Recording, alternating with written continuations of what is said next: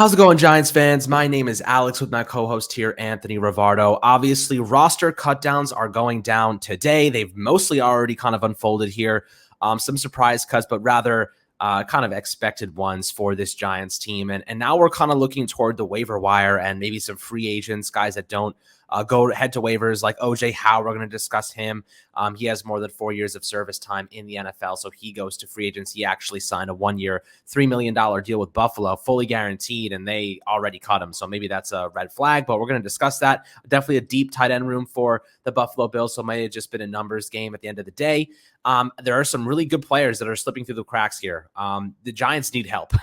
To put it plainly, the Giants need a lot of help, guys. Their tight end group is thin. Cornerbacks are thin. Safeties are a bit thin. Offensive line, I mean, good God. Like, I'm looking at the team now, and I'm just like, this is going to be a bad team, mainly because they just don't have that much talent. Like, I think the coaching staff, a better coaching staff, will mask a lot of insecurities, a lot of kind of liabilities and holes on the roster, but they're not good. This is very much looks like the first year of a rebuild. They're slapping together what they can. You look at the Jets last year as a good example of where the Giants are right now, and their entire secondary was consisting of mainly rookies and young guys and inexperienced players. And the Giants kind of face something similar right now. They have, Cordell Flott, they have Aaron Robinson, a lot of young, inexperienced guys. Dory Jackson's the only holdover really locking down that cornerback group. And it seems like we might go through a period here where the Giants are just getting these young guys as much reps as possible because that's the future of the team. And there may not be a point in giving older guys stopgaps, reps just to, give the Giants a better chance at winning. I mean, yes, you want to win, but you also have to decide, do I want to give the reps to developmental players who will make a bigger impact down the road? Or do I want to try and win games right now with, a Jimmy Smith or a Xavier Rhodes signing or a Joe Hayden? It's a really interesting conversation to have, Anthony, but I want to discuss a couple guys that are hitting the waiver wire right now. But before we do so, how you do today, my friend?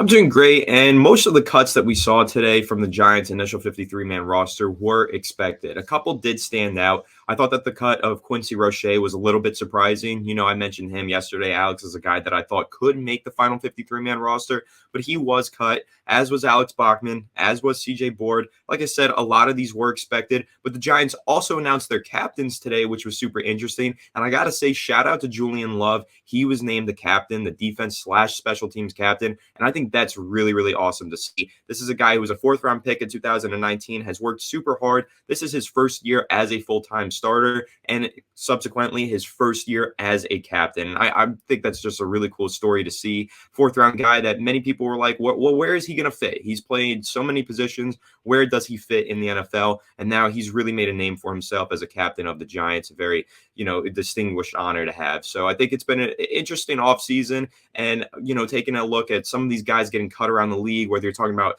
Alex Leatherwood of the Raiders getting rejected by all 32 teams and hitting the waiver wire. Super interesting story there. And there's going to be plenty of other guys that land on the waiver wire that the Giants should definitely consider taking a look at.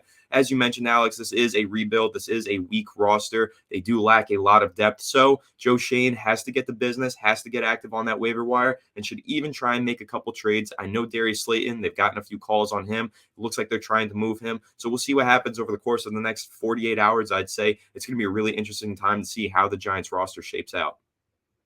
Yeah, I mean, look, they're not done. Even though the 53-man roster will be set, there are going to be a lot of guys moving in and out. They only have 4 corners on the roster. They have Adoree Jackson, Aaron Robinson, Cordell Flott, and of course, Darnay Holmes. So 4 corners, guys, that is not enough. This team needs 6, 7 cornerbacks.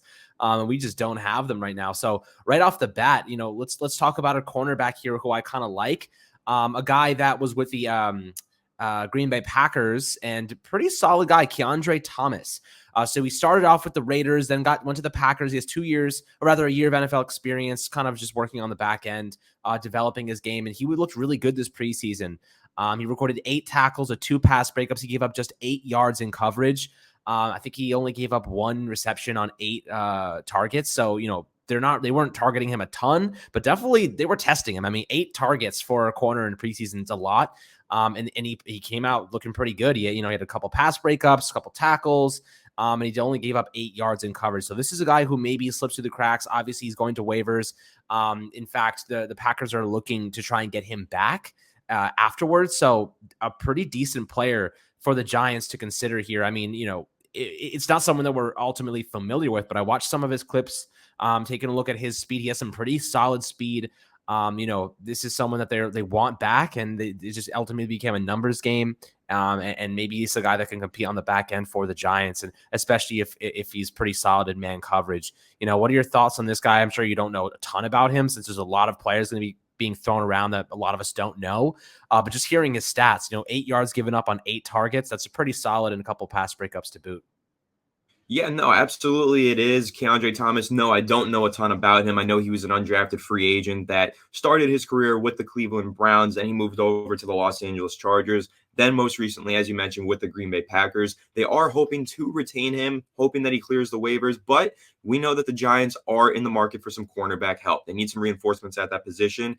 And if I remember correctly, they are 5th on the waiver claim priority because that was their draft pick. I think that's how it works. I think they'll have 5th in the claims. So if the Giants want him, they'll definitely have a chance to get him. There's only 4 teams ahead of them, so it shouldn't be too hard to get the majority of the guys that they want to claim on the waiver wire. So it'll be super interesting to see how that shapes out. But with Keandre Thomas, just some of his pre-draft measurables, so he is pretty athletic, 4.44 4-second 40-yard dash with a 1.56 10-yard split. That's pretty impressive right there. And yeah, like you mentioned, dude, he had a pretty decent preseason. The Packers definitely want to bring him back. So the Packers, we know that they have some decent depth at cornerback. So if they're making it a priority to try and get this guy back after the waiver wire period, then maybe the Giants should make it a priority to make sure that that doesn't happen, and they should go ahead and claim him on the waiver wire period. Absolutely. I mean, look, the Giants can use any support they can get right now in terms of cornerback. The free agent market, definitely some good names there, but they don't have any money, right? You're talking about you have to cut Darius Slayton, who's currently on the roster. And, Brian Dable said a couple minutes ago that, they're excited for him to be on the roster, but they'll see what happens. They'll see how things unfold. So it was very non-committal on Slayton's future with his team. $2.5 million is a cornerback, at least to compete, help, maybe even just assist Aaron Robinson, man. I mean, the guy looked like he was burnt toast out there this preseason against backups. So definitely not encouraging for this Giants team. But the next thing I want to discuss is OJ Howard. We have Daniel Bellinger, our 4th-round rookie. You got Jake Myrick. Austin Allen was waived today. There's just not much talent back there. And maybe OJ Howard provides you something that other guys don't have, which is just experience in general. OJ Howard, I know that's someone that you might like. 6'6", 250 pounds, coming off of that ACL tear. In 2020, it's not, he really didn't get back to his normal self. He had 1 touchdown last year, 135 yards, played in all 17 games for Tampa Bay, started in 9 of them, but his best season came back in 2018 with 565 yards, 5 touchdowns, and a 71% catch rate. So we've seen him succeed in the past. He's not a bad player. And right now, he probably would be competing for starting snaps alongside Bellinger if they did go out and get him. But I imagine that Joe Sheehan would probably call over to the Bills and say, why did you cut him and pay him $3 million anyway?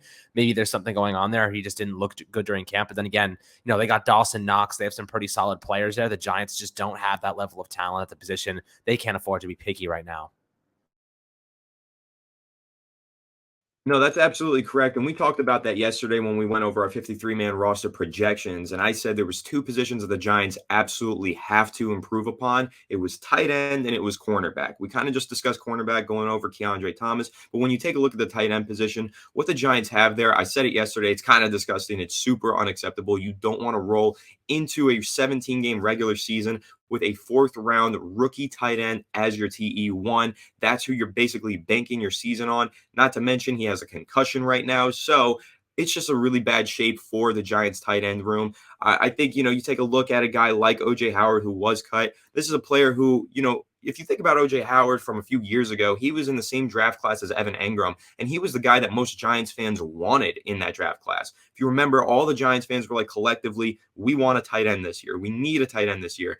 OJ Howard was supposed to be a really high 1st-round pick. He started slipping. Eventually, the Buccaneers picked him up later on in the draft. Giants took Evan Engram a few picks later, but neither one of those guys really panned out the way that they should have for 1st-round picks. But OJ Howard has had some decent moments in his career. Has he been a reliable, consistent, quality starter? No, not so much. But he has had some moments where you could say, okay, he could step in on a pinch and provide you with something, at least just something. And he is a veteran at this point. He's been in the league for a few years. So that's more than you could say for any of the guys on the Giants roster right now. The tight end position is super, super thin for the Giants, as I mentioned. I mean, one of the guys on the roster, I believe, is an undrafted free agent rookie. And then the other one, the starter, like I said, is a fourth-round rookie. There's no experience there. The experienced guys got injured or cut. So the Giants need to do something. They need to find someone with some experience, some regular season playing time underneath their belt, starting games in the regular season for different teams. They really do need to go ahead and acquire some talent.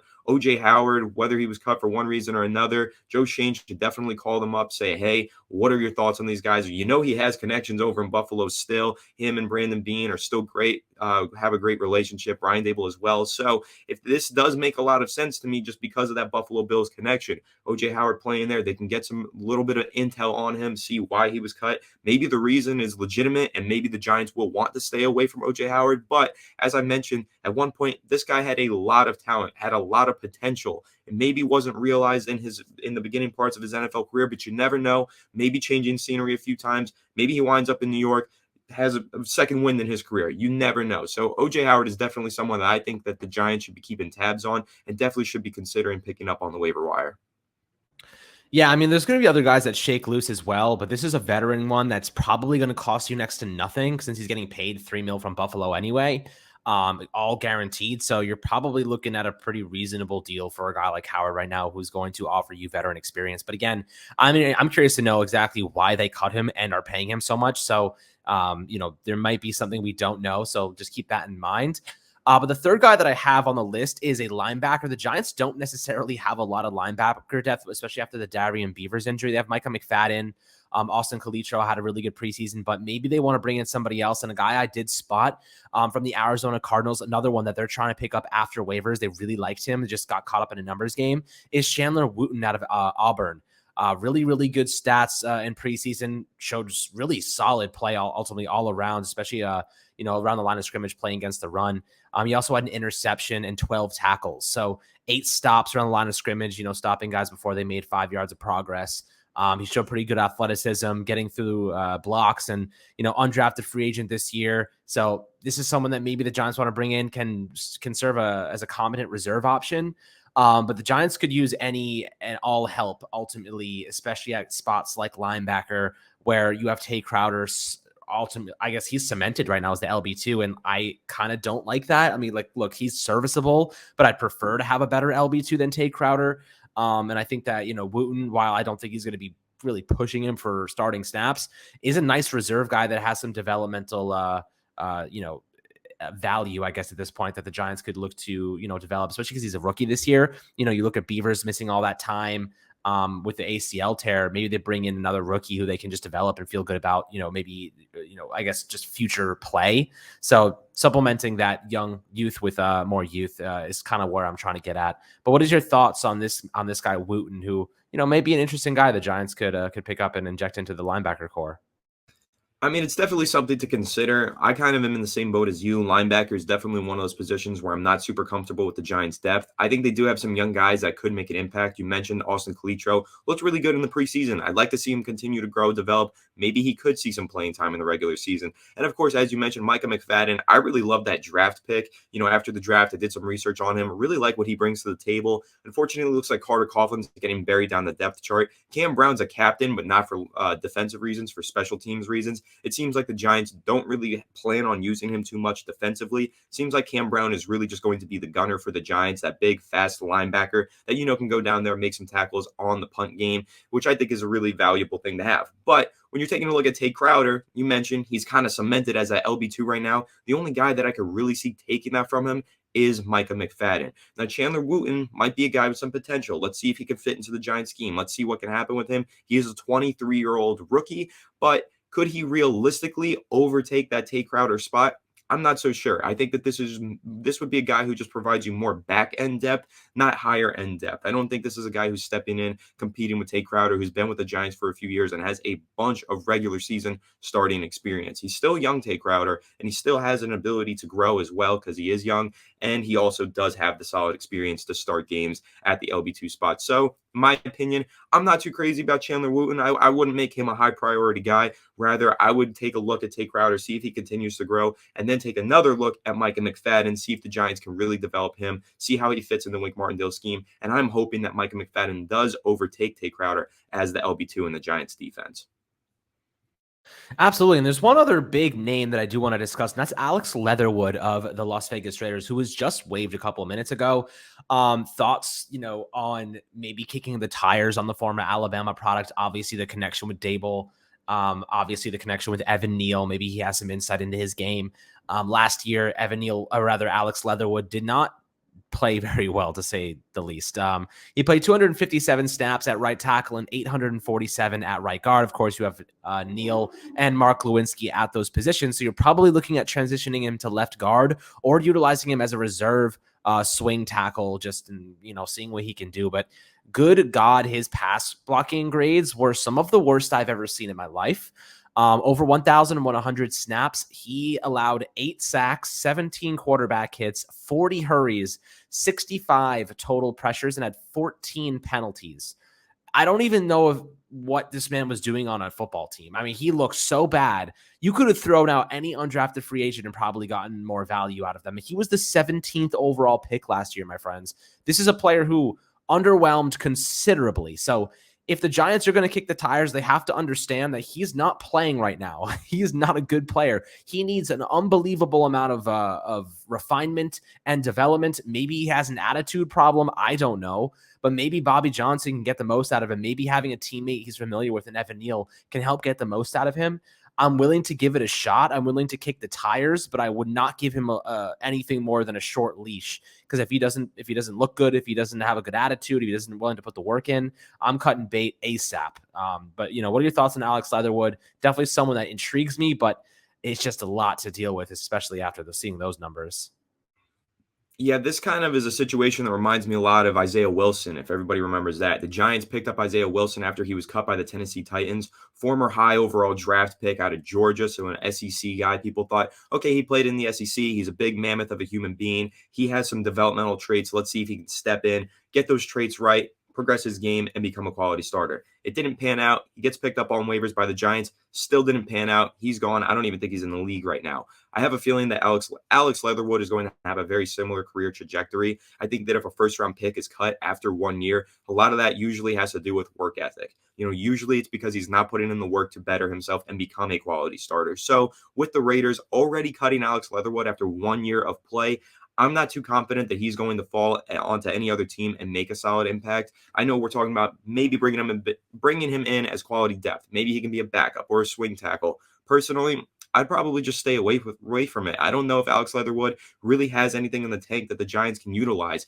I think that, Matt Parrott, once he's back from injury, he's a solid swing tackle in my eyes. And I think that there's other guys on the Giants roster right now that could be solid swing tackles. So I'm not necessarily taking a look at Alex Leatherwood saying I want to put in a waiver claim for him. If the Giants do it, I'll reconsider. I'll take a second look at him and say, hey, maybe there are some traits that we can take a look at. But I never thought he was worthy of being a first-round pick in the first place. I always thought it was a very confusing draft pick by the Raiders. This was a major project that they took on and clearly didn't have the coaching staff to handle. And honestly, for the Giants, first-year coaching staff, totally new regime, should they really be trying to handle a project like this, a guy who really might not have the work ethic to ever succeed in the NFL? No, personally, I think the Giants should be going for those high-quality, high-character guys on this waiver wire to step in and try and make an impact. Guys that can be dependable. Alex Leatherwood, clearly not dependable, clearly not putting in the work. It's unfortunate to say. I hope that he lands somewhere else and does have a second win to his career and is able to start to realize some of the potential that he has in his intangible traits. But right now, I don't think he's a good fit with the New York Giants. Again, like I said, if the Giants do make the claim, I'll consider it a second time, and I'll see what he could totally bring to the Giants. But right now, I just don't think that it's something that I'm super interested in. Yeah, and to build on top of that, he's also, comes with a little bit of baggage in terms of salary cap hit, right? So any team that claims him would have to take on nearly $6 million in fully guaranteed salary over the next 3 years. So that's a big reason that Vegas could not find a team to trade him to. So I think Adam Schefter reported that 32 teams, or I guess 31 teams that the Raiders called, every single team in the NFL said no to trading for him. mainly because of the unbelievable amount of money that he takes up and as a first round pick. So, interesting situation. The Giants have no money, guys. This is not a player. Look, you could probably go out and get anybody else, like, even Dwayne Brown, who was released, a former 6th round pick from Alabama, big boy, meatball. He's a guy that maybe the Giants would look to kick the tires on because he's cheap as hell. He's a 6th round pick. But Alex Leatherwood comes with a stack of cash that, you can't justify right now. The Giants don't even have that much money. I'd rather spend that money at the cornerback position. You can get more out of other players. And ultimately, that's kind of how I feel. But those are the 4 primary guys that, as unfolded. I know we had 3 that we wanted to talk about, but more kind of unfolded as we were recording. So I wanted to just touch on those. If you have anybody else in your mind that you'd like us to discuss, just talk about, break down the numbers and stats and just, salary implications, because there are some interesting players out there right now. Always happy to take on some suggestions that we can discuss tomorrow and later this week. So we appreciate that. As always, my friends, hope you guys enjoyed this episode of Fireside Giants. Make sure to like, subscribe, and we'll catch you guys on the next one.